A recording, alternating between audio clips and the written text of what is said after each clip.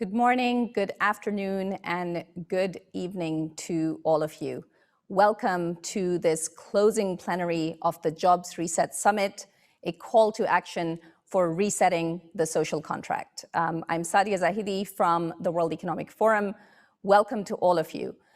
You just heard in that video the co-chairs and leaders involved with this summit lay out very precisely the challenges that we're facing, but also the huge opportunity that this crisis offers us to be able to make a change and quite fundamentally reset the social contract.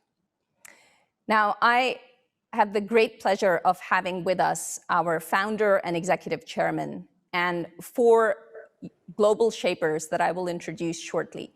But I did want to thank the many of you that have been involved in these conversations over the last 4 days. We had over 170 leaders and organizations join the conversations, over 1,000 people that joined our platform through the World Economic Forum, and nearly 500,000 people that watched all of the live stream conversations, and millions more that were reached through social media. I think the reason for this strong resonance has been how critical this topic of economic growth and revival, of the jobs reset, of education, skills, and lifelong learning, and of equity, inclusion, and social justice is today. I'd also particularly like to thank the 16 co-chairs of the summit that really took on each of the 4 days' themes and drove forward not only the development of the program and the conversations and their networks, but this event is just the start of that conversation.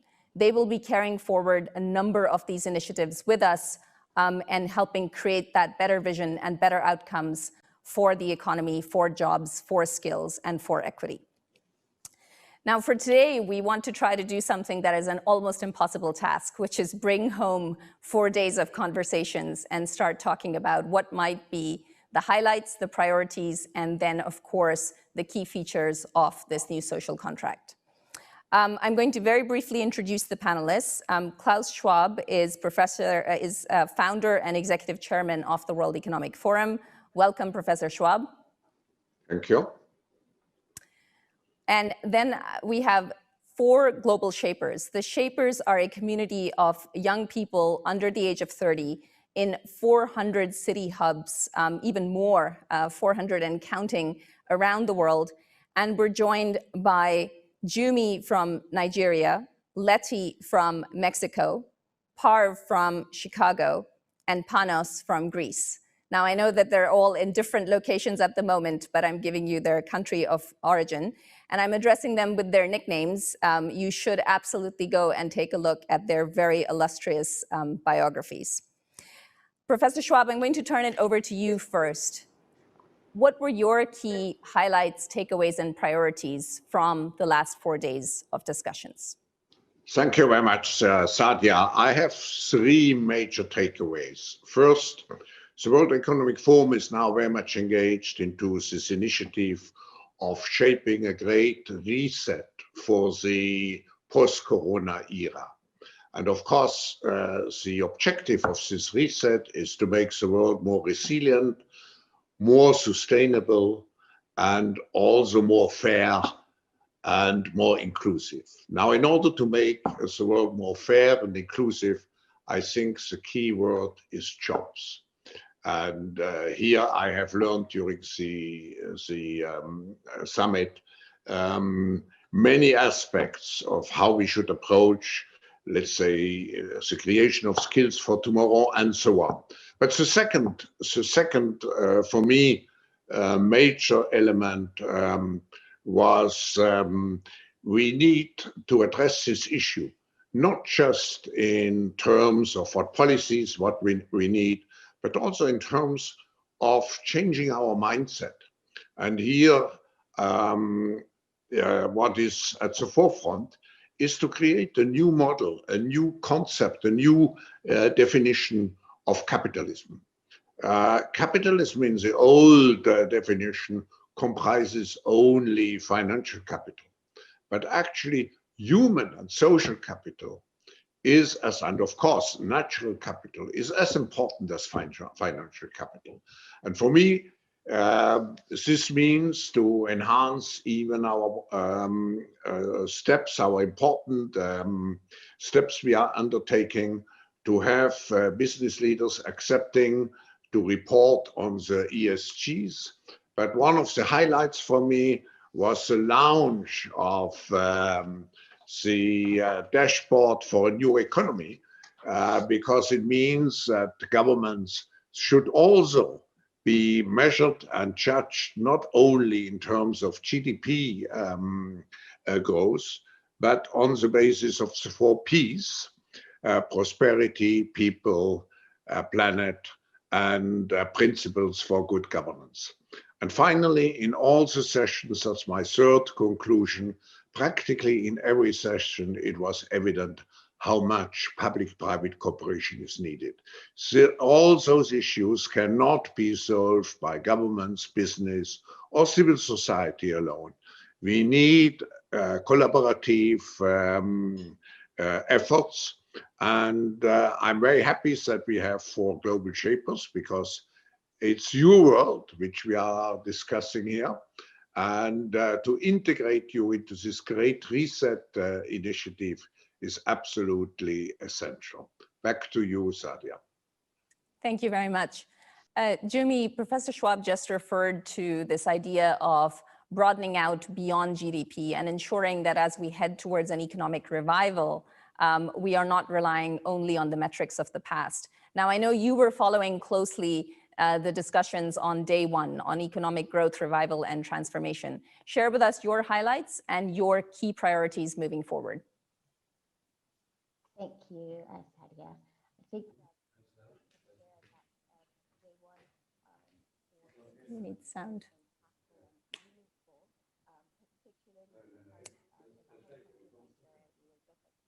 Jimmy, hold on for a second. We're just going to try to see if we can ensure your sound is back up.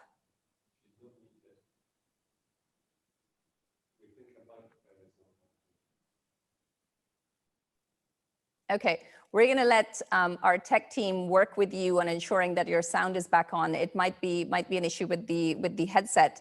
Letty, I'm going to move it over to you because Professor Schwab also mentioned how jobs are basically the red thread that connect these 4 days. And if we have jobs and if we do have better learning and earning potential for everyone, that could certainly help with some of the social challenges we face today.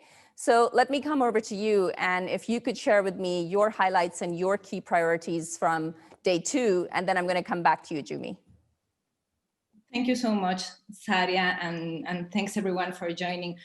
I think that for me, for day 2, it was a big reminder on why it is important to have this conversation around jobs, around work. And I think that I want to bring a couple of ideas. One is that it is incredibly important to talk about work because we spend 1/3, yes, 1/3 of our adult life working. And this activity is rapidly evolving and has a great impact not only in our own quality of life, also in our communities and our countries. And this activity that we spend a lot of time performing is rapidly evolving. The worlds of work and education are changing faster than ever.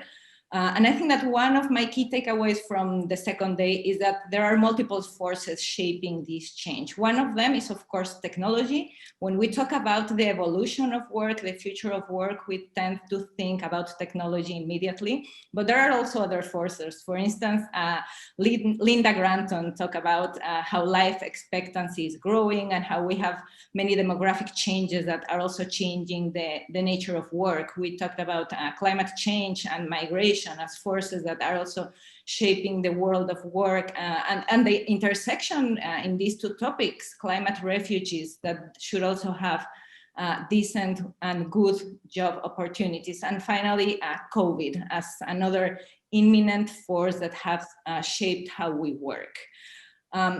My final thought is that this challenge of the fast evolution of work is so big that one actor alone cannot tackle the challenge. We need really to work on multi-stakeholder collaboration between, of course, the private sector, but also companies looking to support their workforces, technology companies that can map map potential job transitions, of course, labor unions that are aware of the impact, and community organizations. And in this last part, the Global Shapers community plays a big role. As co-chair of the Education and Employment Steering Committee, I want to ratify our commitment with the global youth, especially the more vulnerable populations. And we really want to continue as a steering committee to renew our commitment with the goal of strengthening market-ready skills in 100,000 people, while also advocating for more inclusive workplaces. But of course, to actually deliver this reset of the social contract, we need to trust each other, we need multi-stakeholder collaboration, and we need to be willing to adapt. Because I think that my final thought and key takeaway is that the evolution of work, getting ready for the evolution of work, is similar to sailing, in the sense that the pessimist will complain about the wind, the optimist will expect that the wind is going to change, and the realist will adjust the sails. And to navigate to a better world of work, we need to be realist, adapt, and work together. Thank you. I think that is great advice for all of us. Thank you. That was very helpful. Jumi, let me try and see if your sound is working again, and we'll bring you back in for day one and your key highlights and priorities. Unfortunately, we seem to have the same issue again. All right, we're gonna get the tech team to keep working on that, and hopefully we bring you back. Try just one more time. No, unfortunately, that's not working. All right, we're gonna come back to you. I'll come back to you last, so that gives us time to resolve that issue. All right, Parv, you heard from Letty the importance around sort of the future of work, but if we think about jobs being the big red thread, skills are really the currency of this new labor market that we're moving into. So tell us more about your priorities, your takeaways from day 3. So I can speak about day 4 of the summit, focus on equity and inclusion, and then Panos can come back and talk about day 3. So equity and inclusion are so often an afterthought, sprinkled atop existing plans, and our global systems were not designed to work for everyone. It really will take intentional effort to chart a path toward transformational change. And particularly in these times of fear and uncertainty, we have to keep showing up for Black and Brown youth and families, people living in poverty, people with disabilities, immigrants and refugees, women and girls, queer and trans people, and the planet. At the summit today, we heard about the business case for equity and justice, the need to walk the talk, to reimagine public policy processes, to reach those furthest behind the line of opportunity, and to push every person in a position of power to understand our power, privilege, and unconscious bias. I'm very optimistic about the opportunity to reimagine the arrangements and structures that seemed normal, but have really been called into question, and work together to build a more equitable and just society that works for everyone. So my call to action to organizations in the corporate and social sector and in government: we need to move beyond public statements and performative allyship and make diversity, equity, and inclusion a core business priority. How to do that? First, face into the data, the numbers, and the narrative to honor the humanity of those furthest from opportunity. Listen to and work with people most affected by systemic inequities to co-create solutions. This means both improving access to leadership opportunities within your organizations and creating formal ways for community voice and engagement to play a role in decisions beyond just being informed or consulted. Second, institutionalize shifts in policies, resources, practices, and power to the priority populations you value. Conduct regular racial equity impact analyses of internal policies and processes, and proactively work to create an inclusive workplace that works for women and minorities. Hold leaders accountable to real data and metrics, tangible progress. Too often organizations think they're doing enough by creating spaces for training and development, but we know while it's important to prioritize resources to support employees to engage in anti-racism work, diversity training alone won't change behavior. It's all about structural and systems change. not just in your organizations, but in every institution. So we ask everyone to do your part to mobilize and catalyze cross-sector partners to do the same. So in closing, only by shifting power to communities of color can we really create this more equitable and just and inclusive society. So I call on everyone to make a commitment today to do your part to be a co-conspirator for justice. Thank you very much, Parv. I was doing a terrible job of following the appropriate order in terms of our speaking. Thank you for having corrected me, and thank you for coming in with today's outcomes. And I'm not only very proud of all of the work that the Global Shapers are doing, but also the commitments that were made today by a number of businesses around racial justice, around disability inclusion, around gender equality, and around LGBTI inclusion. I think this has been one of the most important achievements at the summit today. So thank you for that. Let me go to you, Panos, and come back to you with the skills-related question. And I know that you've driven forward a very impactful initiative as well. So share with us your highlights and your priorities. Thanks, Sadia, and congrats on yet another amazing summit. You know, having to deliver remarks after Parv feels like having to sing opera after Maria Callas, but I'll do my best. So three main takeaways on my side is first on the coordination side. I guess the silver lining of COVID is that there is a growing realization that skills is now the new currency. And we really need to see this post-COVID momentum to foster coordination, both at a global, but also at a local level. As a society, we are paying a very heavy price for poor coordination efforts, which amongst others, you know, accelerates inequality, hinders all recovery efforts across the board. So we really need a global trusted amplifier to lead those coordination efforts. And I believe that the forum is by any measure the most befitting organization to take up on this role. But we should not underestimate the local level as well. And a great example is what you just mentioned, the Skills Accelerator that we are jointly launching in Greece. And we are very excited about that, to build on the amazing impact that we had partnering with many of the organizations represented in your summit, like Microsoft, Coursera, LinkedIn Learning, and others, rolling out nationwide employment and skilling initiatives. Now, point number 2 is really about automation and the impact on jobs. So McKinsey recently ran a study looking on jobs, and what came out is no job is fully one thing. You've got to look into the constituent activities and the impact of AI in each one of them to really understand the landscape of risks and opportunities. So the pattern that has emerged was that obviously we're going to have jobs gained, jobs lost, jobs changed, but the delta between jobs gained and jobs lost will be positive eventually, which is a good thing. Now, the tricky part is how we manage the transitions. The share of jobs and occupations that can be fully automated in terms of all of their constituent activities is actually relatively small, and it will remain so. So how we're managing those transitions in terms of job change.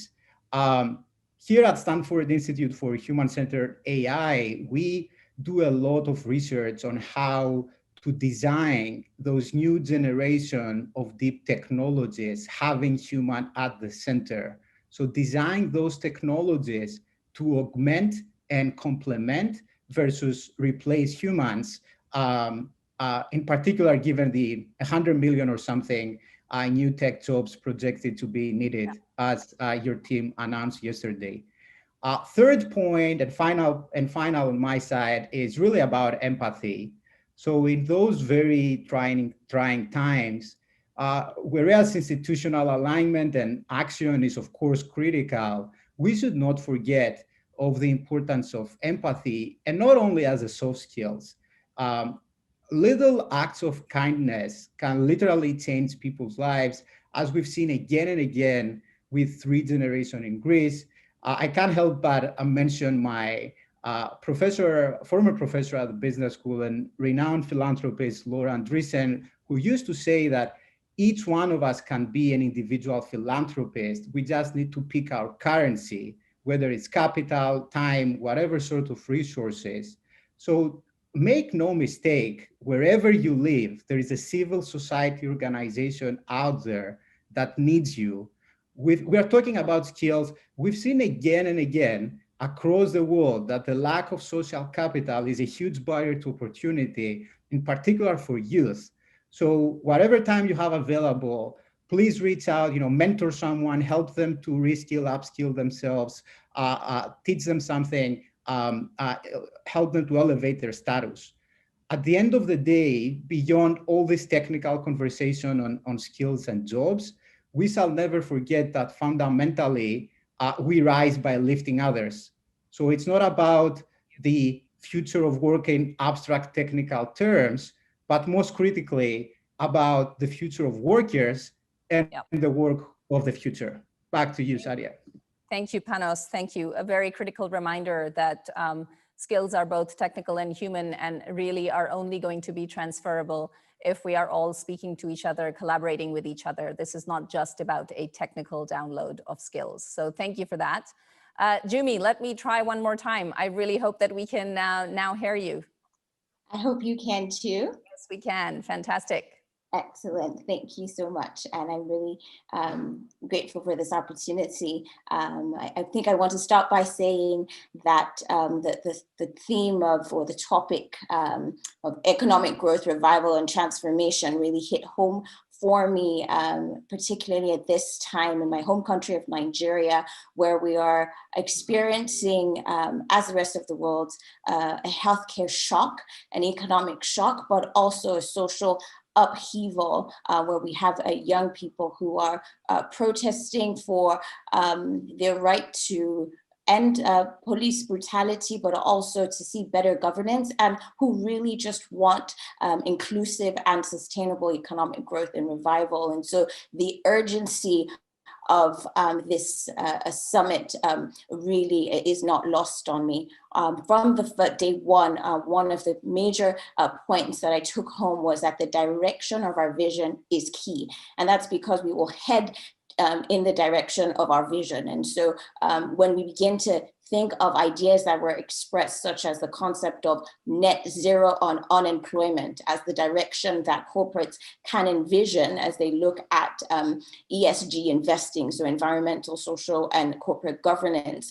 That's a concept that we need to really take to heart and ensure that we're heading in that direction. Our eyes must really aim for a net zero on unemployment. And so as Panos was speaking about upskilling not being an abstract concept, that really hit home for me. But corporates aren't the only stakeholders who need to have their visions aligned. Policymakers are really the levers, the greatest levers for social change. And so for policymakers, really it's back to the basics, investing in basic infrastructure, such as broadband internet in order to bridge the digital divide, investing in education and across all age spectrums, right? So from very early childhood education to adult learning or reskilling. But third, persisting with a mindset of optimism despite the hard truths of a broken social contract that many young people around the world are feeling today. So it's the Stockdale paradox, if you will. We also need from governments active labor market policies, and something that I thought was quite interesting that I learned was the need for trade finance instruments to help facilitate shipment of goods across borders, even in this pandemic, and recognizing that indeed trade has literally been a lifesaver for us during the pandemic. But not only do we need to adjust our vision, and even as Professor Schwab has underlined, we need to reset our minds. So having a mind shift from this concept of shareholder capitalism to stakeholder capitalism. We need to reset our thinking from really aiming for job security to employment security, where our focus is ensuring that the labor force can continue to train, reskill, retrain, and always be in a position to contribute to the economy. Only then can we be guaranteed that we have economic revival, and all stakeholders, including young people, are involved. And so what can young people do? I think there is, we've heard some of my global shapers share their ideas and commitments, but individually also committing to lifelong learning and recognizing that we also have a proactive stance to take. We're not just being acted upon by other stakeholders, but we are agents of change in our right. And by really engaging in this lifelong learning, we have an opportunity to ensure that not only are we getting knowledge, but we're connecting with others and building alliances and engaging with different stakeholders to ensure that we really have that transformational impact, inclusive growth that we're looking for. So yes, indeed, the pandemic has jolted us out of the illusion that the status quo is going to last or that is ever going to be sustainable. And truly, only a reset of our minds, only a reset of how we think can really bring the revival and transformation that we're looking for. And I'm really grateful for this opportunity. Thank you. Thank you, Jimmy. And I'm very glad we resolved the tech troubles, because that is a very, very important point that you just made. All of you have mentioned the need for new metrics. All of you have mentioned the need for new solutions and new standards for this new context that we're in. And all of you have mentioned the need for public-private collaboration and partnerships. I want to turn this over. Our work is just beginning. And I want to turn this over to our founder and executive chairman to share with us his views on the new emerging features of the social contract that we need for this new economy, for this new society that we all want to try to build together. Professor Schwab, over to you for final words and for bringing this summit to a close. Thank you very much, Sadia. Since the time is running out, and I think the global shapers have very well summarized what happened. And of course, all those aspects have to be part of a new or revised global social contract, global, national, and of course, local social contracts. But the point I want to make is when we look at the definition of a new social contract, of course, we want to define policies to address all the issues.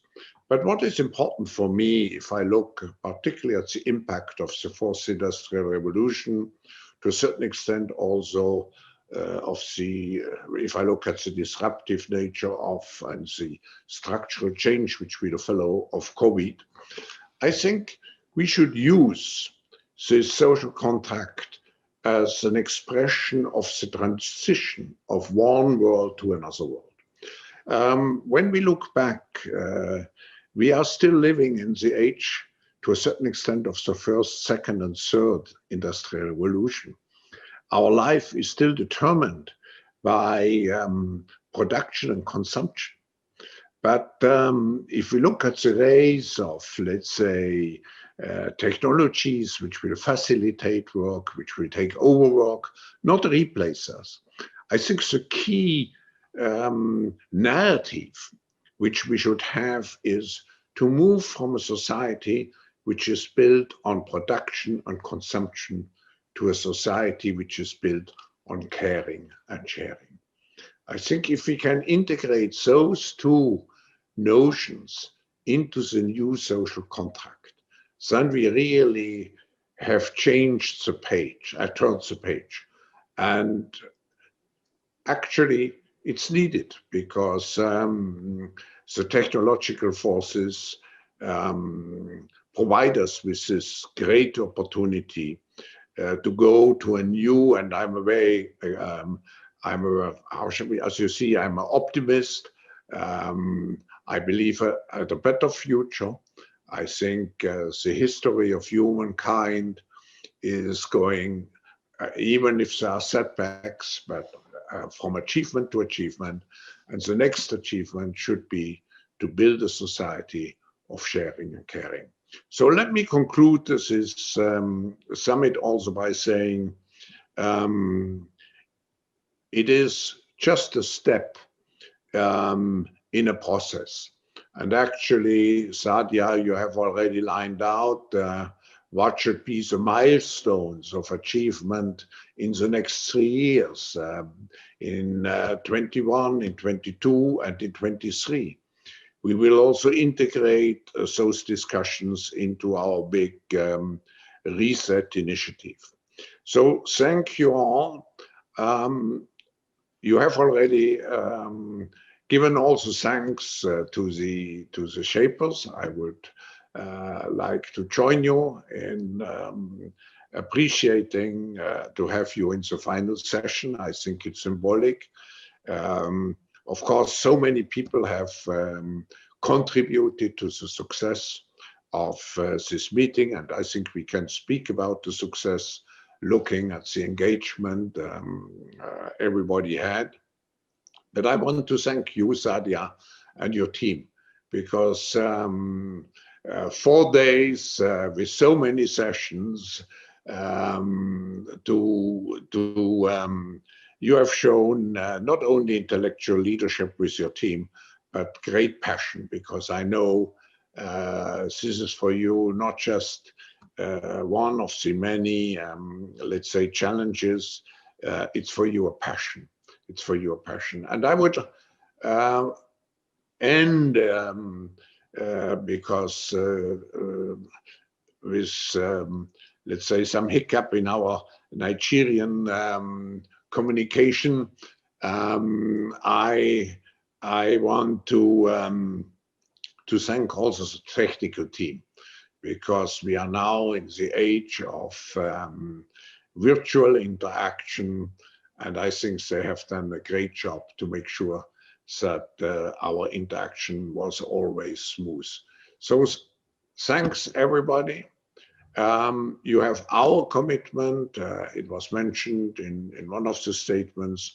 You have our commitment to act as an amplifying platform to take all this output and to make sure that we achieve what we wanted to do, a world where everybody has a decent life, and the decent life is also connected and intertwined with a decent job.